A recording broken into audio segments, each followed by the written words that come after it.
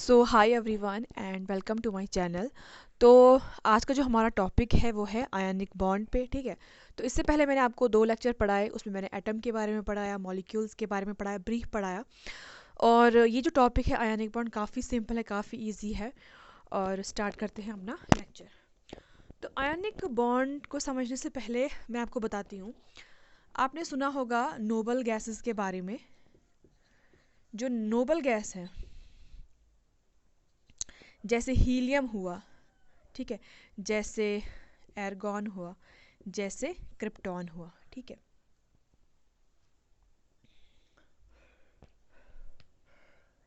Neon, एर्गॉन, ठीक है।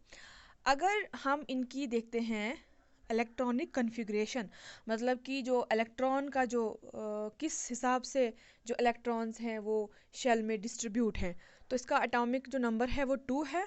That means कि इसके शेल में कितने हैं इलेक्ट्रॉन्स? 2। तो नियॉन का जो एटॉमिक नंबर है वो है 8, ठीक है, सॉरी 10 है। 10 एटॉमिक नंबर है। दैट मीन्स कि जो पहला शेल है उसमें 2 इलेक्ट्रॉन्स होंगे और जो दूसरा शेल है उसमें 8 इलेक्ट्रॉन्स होंगे, इस तरह से 1 2 3 4 5 6 7 8। तो फिर उसी तरह से जो एर्गॉन है, एर्गॉन में जो इलेक्ट्रॉनिक कन्फिग्रेशन है वो इस तरह से होगी 2 8 8, इस तरह से जो मैंने बनाया, पहले 2 फिर 8 फिर 8 हो गया ये। तो ये जो नोबल गैस की जो फैमिली है, इनका यही हिसाब है, ये बिल्कुल कंप्लीट है। आपने ऑक्टेट रूल के बारे में पढ़ा होगा। ऑक्टेट रूल ये कहता है कि जो एक शेल है उसको मतलब ये तो डुप्लेट है, इसमें 2 हैं। जो आउटर मोस्ट शेल है उसमें कितने होने चाहिए? 8 इलेक्ट्रॉन्स फिट होने चाहिए, तब जाके वो जो एलिमेंट है वो स्टेबल होगा। दैट मीन्स कि ये जो नोबल गैस है ये सभी क्या है? ये स्टेबल है, क्योंकि इनका जो शेल है वो कंप्लीट है। मतलब इनको ना किसी को इलेक्ट्रॉन देने की पड़ी है, ना किसी से इलेक्ट्रॉन लेने की पड़ी है, क्योंकि इनके पास सब कुछ है। ठीक है, इनके पास अपना सब कुछ है, इलेक्ट्रॉन बिल्कुल फिट है ये। तो इसलिए ये किसी के साथ रिएक्ट भी नहीं करते हैं। ठीक है, नोबल गैस है ये। तो रिएक्ट कौन करेगा? रिएक्ट वो एलिमेंट करेगा जिसमें मान लो 7 होगा। अगर जिसके पास आउटर शेल में 7 होंगे, उसको अपना शेल कंप्लीट करने के लिए कितने इलेक्ट्रॉन की ज़रूरत है? एक की, क्योंकि उसको कंप्लीट करना ही करना है। इनका जो एम इन लाइफ होता है इन एलिमेंट्स का, वो यही होता है कि बस हमें स्टेबल होना है किसी तरीके से, किसी के साथ रिएक्ट करके, किसी एलिमेंट के साथ रिएक्ट करके। तो इसी तरह से कंपाउंड्स बनते हैं। कंपाउंड किस तरह से बनते हैं? इसी तरह से, क्योंकि उनके अंदर यही होता है कि बस हम उसका इलेक्ट्रॉन ले लें, या हमारे अंदर ज़्यादा इलेक्ट्रॉन, एक अलावा इलेक्ट्रॉन है वो भी, तो वो चीज़ भी है। अगर किसी के पास इस तरह का कन्फिग्रेशन होगा, इस तरह का ऐसे, अब उसका जो तीसरा जो शेल है उसमें 1 है, उसको कंप्लीट करने के लिए कितनी चाहिए? 7 इलेक्ट्रॉन चाहिए। बट ऐसा तो कोई होगा नहीं ना, कोई एलिमेंट कि वो 7 उठा के तो 7 दे दे किसी को, ऐसा नहीं होता है। तो ये काम करता है, बोलता ठीक है तुम ही रख लो ये इलेक्ट्रॉन, मेरा एक तुम ही ले जाओ, ताकि मेरा जो है ये हो जाए, जो शेल है मेरे वो कंप्लीट हो जाए, स्टेबल हो जाए, इस तरह का बन जाए, 8 बन जाए। ठीक है, तो इनका यही इनको इसी में खुशी मिलती है कि इनका जो शेल है वो बिल्कुल इस ऑक्टेट रूल के हिसाब से फिट हो जाए। तो चाहे फिर इनको इलेक्ट्रॉन देना पड़े किसी को या फिर लेना पड़े, इनका यही है। तो ये ऑलरेडी पहले से ही है। अब हम बात करते हैं सोडियम की। क्यों? क्योंकि हम आयनिक बॉन्ड पढ़ रहे हैं। अब हम आते हैं सोडियम के पास। अब हम आते हैं सोडियम के पास। सोडियम का जो एटॉमिक नंबर है वो कितना है? 11 है। अगर हम इसको अरेंज करें शेल्स में, दैट मीन्स पहले 2 आएगा, फिर 8 आएगा, 8 9 10, फिर कितना बचा? 1।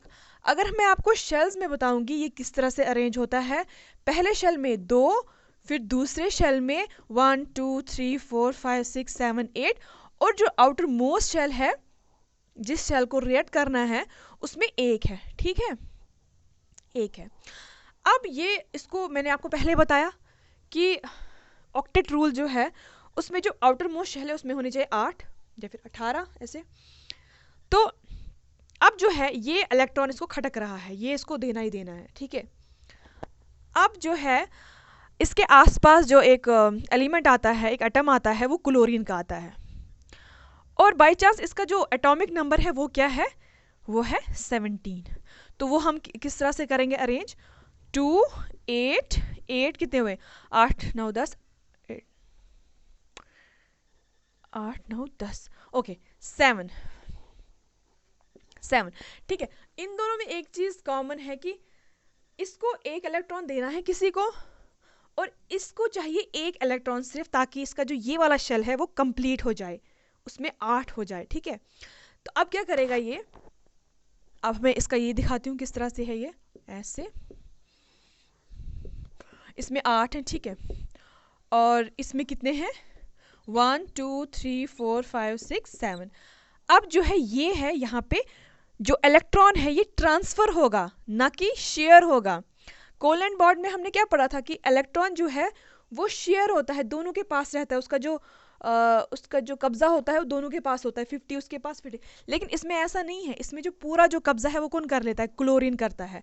अब ये प्रॉपर्टी किसके पास है, क्लोरीन की प्रॉपर्टी है, ये ट्रांसफर हो गया, ठीक है। ऑब्जेक्टिव में आ सकता है कि ये जो आयनिक बॉन्ड है इसमें क्या होता है, इसमें शेयरिंग ऑफ इलेक्ट्रॉन्स होता है या फिर ट्रांसफर ऑफ प्रोटॉन इलेक्ट्रॉन्स होता है, इसमें होता है ट्रांसफर ऑफ इलेक्ट्रॉन्स। अब जो इलेक्ट्रॉन रिलीज करता है, किसी को दे देता है, खैरात में दे देता है, उसका चार्ज आ जाता है पॉजिटिव, और जो गेन करता है, जो किससे लेता है, उसको आता है नेगेटिव, ठीक है, पॉजिटिव और नेगेटिव। अब मैं बोलती हूँ कि इनके अंदर बन रहा है एक bond, that is ionic bond. अब आयनिक बॉन्ड क्यों बन रहा है, क्योंकि पॉजिटिव और नेगेटिव ये दो अपोजिट चार्ज हैं, और अपोजिट चार्ज जो है आपस में अट्रैक्ट होते हैं, तो ये अट्रैक्ट होंगे, ठीक है, बिल्कुल ऐसे चिपक नहीं जाएंगे, बट एक बॉन्ड बनाएंगे, उस बॉन्ड को कहते हैं आयनिक बॉन्ड। क्या कहते हैं, आयनिक बॉन्ड। हो गया एक चीज। और दूसरी चीज कि ये किस फोर्स से आपस में जुड़े होते हैं, कोई फोर्स तो होगी ना इनके बीच कि ये जुड़े होंगे, ठीक है। जैसे हमारी अर्थ है, बाकी प्लैनेट्स हैं, किसी फोर्स के साथ ये टिके हुए हैं, उसी तरह से ये जो है इनके बीच में कौन सी फोर्स है, वो है इलेक्ट्रोस्टैटिक फोर्स, ठीक है। तो इस चीज को आयनिक बॉन्ड भी कहते हैं या फिर इलेक्ट्रोवैलेंट बॉन्ड भी कहते हैं, ठीक है। ये चीज समझ में आई, सिंपल है आयनिक बॉन्ड में कि transfer of electron from one atom to another atom, तो जो रिलीज करता है पॉजिटिव या नेगेटिव, उनके बीच में बॉन्ड बनता है, आयनिक बॉन्ड। और ये जो कंपाउंड बनता है आयनिक कंपाउंड, ये क्या बना, NaCl, NaCl बना, ये क्या बना, ये बना आयनिक कंपाउंड, या फिर इसको बोलेंगे इलेक्ट्रोवैलेंट कंपाउंड, ठीक है। अब कंपाउंड बन गया ये। तो लैब में इस तरह के जो एक्सपेरिमेंट किए जाते हैं, जो सोडियम मेटल है उसको क्लोरीन गैस में डाला जाता है, तो जब उसके बाद फिर क्या होता है, वहाँ पे एक्सोथर्मिक रिएक्शन होती है, और वहाँ पे क्या हमें मिलता है, NaCl कंपाउंड, ठीक है। तो ये हो गया आयनिक बॉन्ड के बारे में। तो जो हमारा नेक्स्ट लेक्चर होगा वो होगा पोलर कोवलेंट बॉन्ड्स के बारे में। हमने इससे पहले भी पोलर और नॉन पोलर के बारे में पढ़ा, बट ब्रीफ पढ़ा था। लेकिन जो नेक्स्ट लेक्चर होगा उसमें हम अच्छे से पढ़ेंगे कि नॉन पोलर जो है उसमें उतनी कम्प्लेक्सिटी नहीं है, मतलब उतना समझने की ज़रूरत नहीं है। लेकिन जो पोलर कंपाउंड है उसमें थोड़ा बहुत समझ, हम एग्जांपल्स, क्योंकि एग्जांपल्स के थ्रू जो है चीज़ें बहुत अच्छी, मतलब क्रिस्टल क्लियर समझ में आ जाती हैं। तो उसमें हम 2-3 एग्जांपल्स देखेंगे पोलर कंपाउंड्स में। तो नेक्स्ट लेक्चर हमारा वही होगा। So thank you for watching.